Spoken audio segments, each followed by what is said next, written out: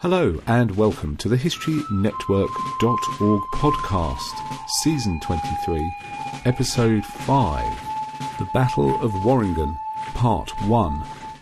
This episode was written by Thomas E. Spremont. Thomas has a BS in Computer-Aided Design as well as an MS in Software Engineering. His lifelong interest in history prompted him to earn an MA in History from the California State University, Fullerton. His thesis addressed Roman financial and economic agency. He has published 4 history articles covering topics from ancient Rome, the medieval period, pre-modern Europe, and modern intellectual history. His primary interests in history are Greek and Roman engineering, the Low Countries during the pre-modern period, and ancient warfare. The socio-political and economic landscape. The Limburg War of Succession began in 1283 and ended with the Battle of Worringen on June 5, 1288, fought 15 kilometres north of Cologne. On this day, Duke Jean I of Brabant fought Count Henry VI of Luxembourg for the rights to the Duchy of Limburg. The specifics of the battle come to us from a single source, Jan van Helu's epic verse Rimkroniek. A member of the Teutonic Order, he witnessed the battle while serving in the Duke of Brabant's court. His written account demonstrates not only his knowledge of knightly conduct, but also battlefield tactics, as well as the underlying political and social tensions of the time. During this period, warfare was small-scale and localized in scope, funded by individual landed wealth.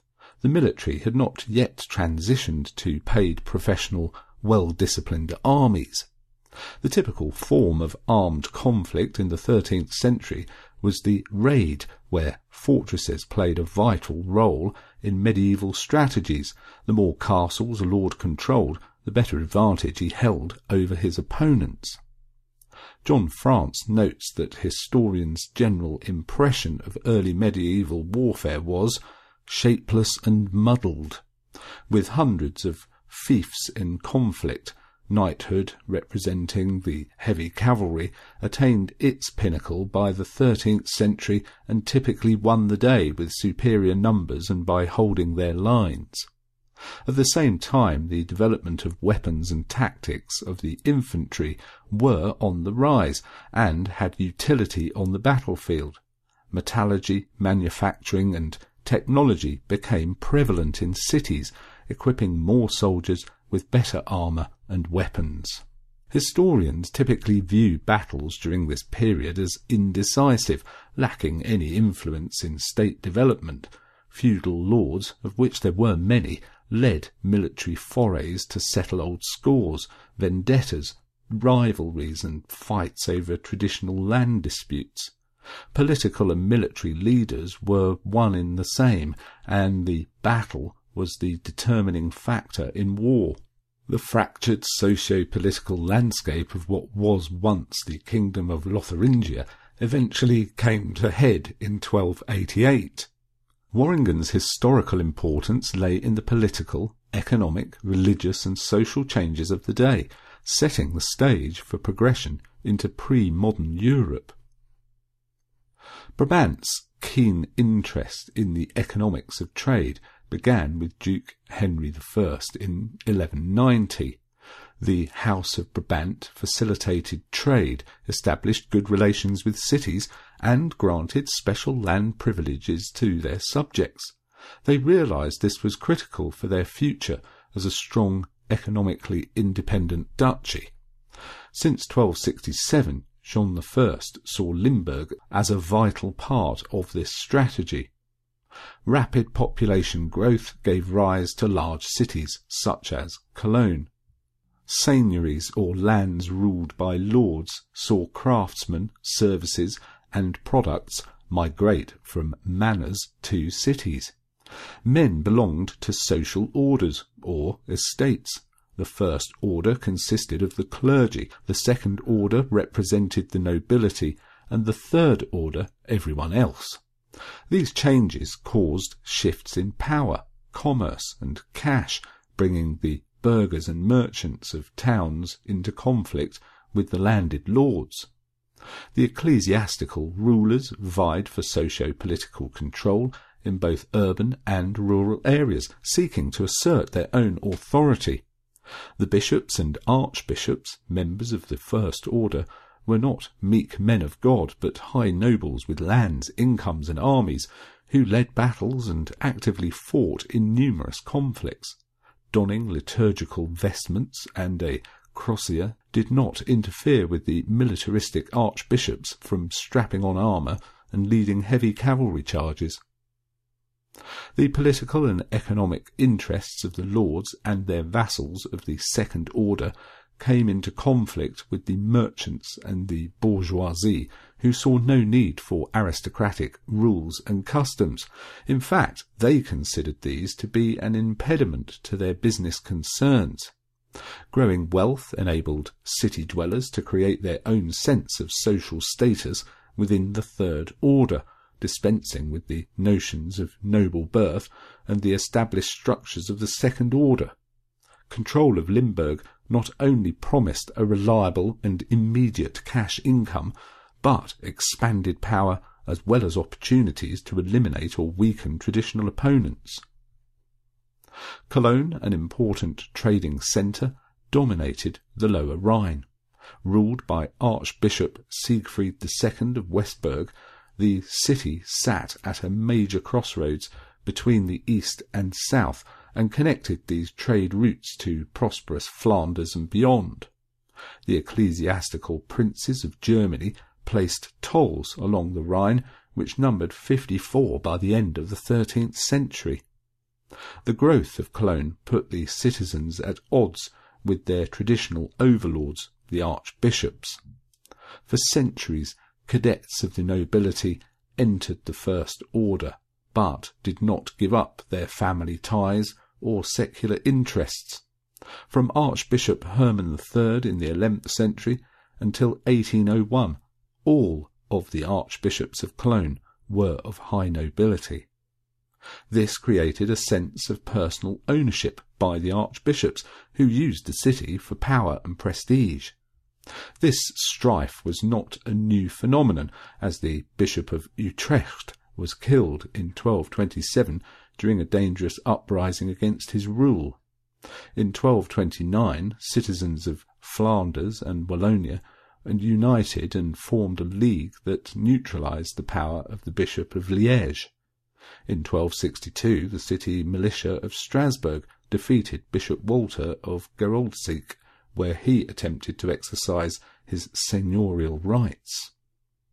Since the 10th century, the archbishops of Cologne legally controlled the city.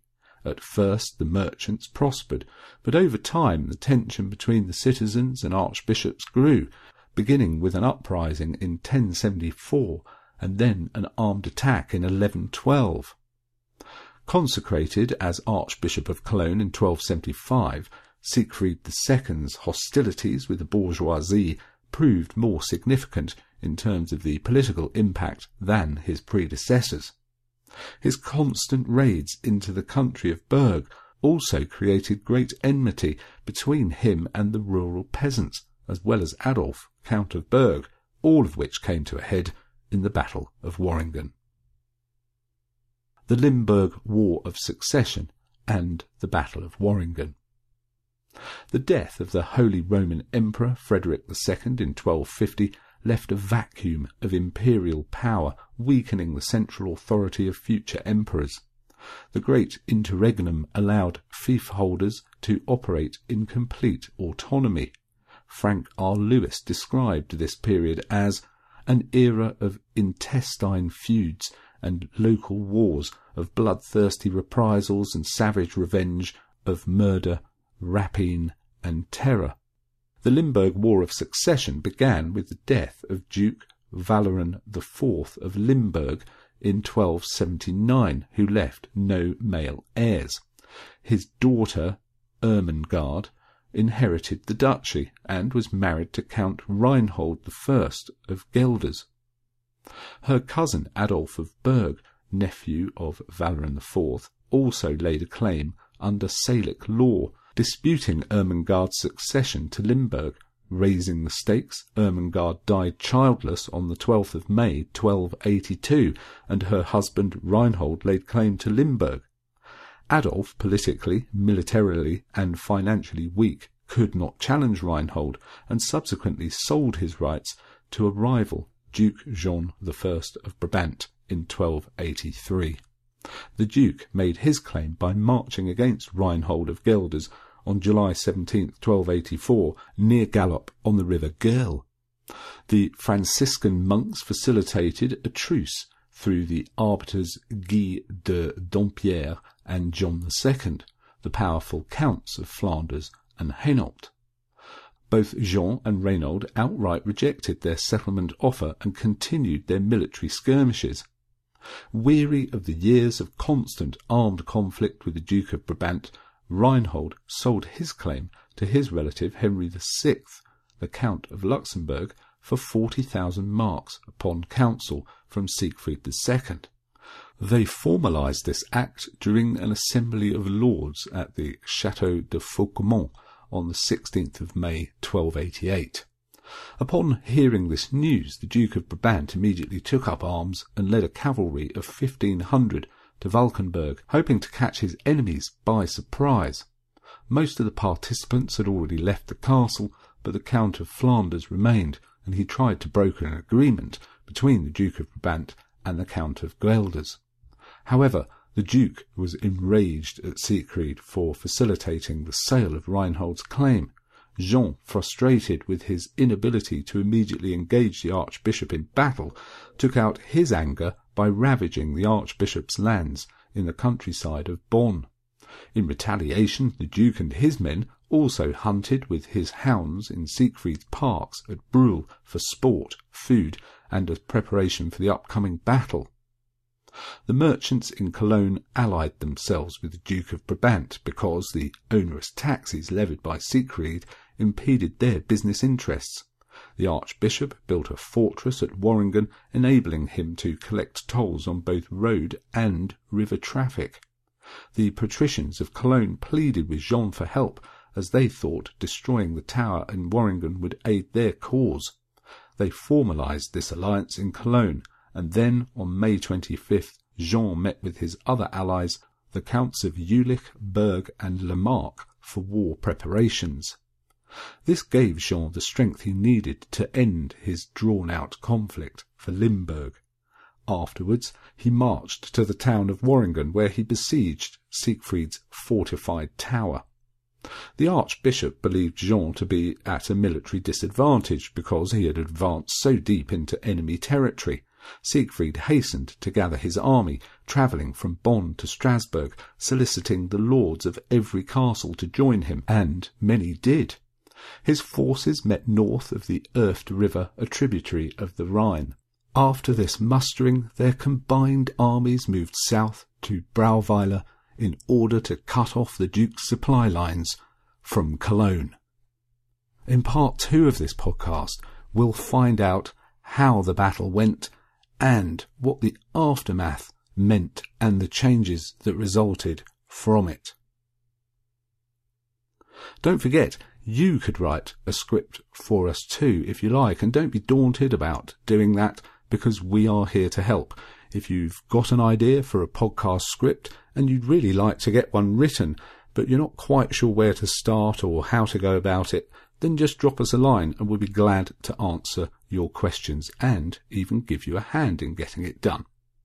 Or if you've got a subject that you'd like to see us cover, then just drop us a line as well. It's info@thehistorynetwork.org for all of those. Thanks for listening. You've been listening to the historynetwork.org podcast, written by Thomas E. Spremont, read by Nick Barker.